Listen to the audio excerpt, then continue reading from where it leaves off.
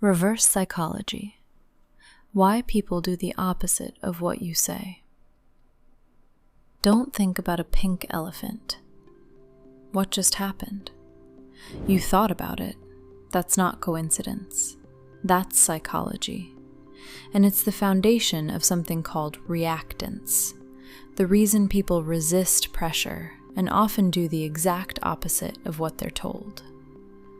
But before we go further, this matters. This isn't about manipulation. It's about understanding how people protect their freedom. Because the moment someone feels controlled, they push back. In 1966, psychologist Jack Brehm introduced reactance theory. He found that when people believe their freedom is being limited, they experience a kind of mental resistance, a tension, an urge to restore that freedom. And the fastest way to do that? Do the opposite. That's why strict rules often create rebellion, why "you must" triggers resistance, and why forcing ideas rarely works. But here's where it gets interesting. Research shows people react even more strongly when you try to control their thoughts, not just their behavior. Tell someone what to do, they might resist.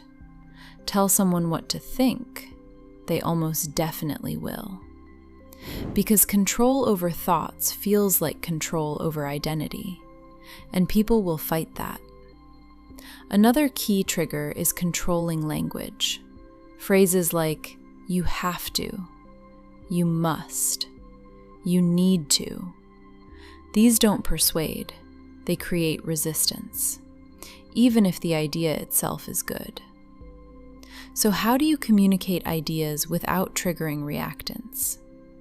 There are 5 ethical ways. First, support autonomy. Instead of pressure, give people space. Say, "Take your time." No pressure. When people feel free, they become more open.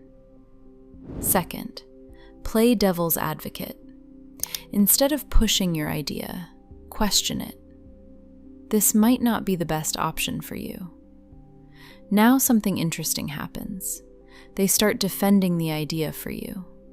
Not because you forced them, because they chose to. Third, use challenges, not commands. This is difficult. Not everyone can do it. This shifts motivation internally. People want to prove capability, not obey instructions. Fourth, the "not for everyone" frame. When something feels exclusive or selective, it becomes more attractive. But this only works if it's real. Fake scarcity destroys trust. Fifth, be concrete, not vague. Instead of "you should improve," say, "Here are 3 options. Which one do you want to start with?" Specific language feels informative. Vague language feels controlling. And that difference matters. But just as important as knowing what to do is knowing when not to use this at all. Never use reverse psychology when safety is involved. Never in situations with power imbalance. Never when transparency is required. And never if you can't accept no as an answer. Because the moment you remove someone's real freedom, you're no longer influencing. You're manipulating. And people feel that. There's also something else to understand. Not everyone reacts the same way. Some people naturally resist more.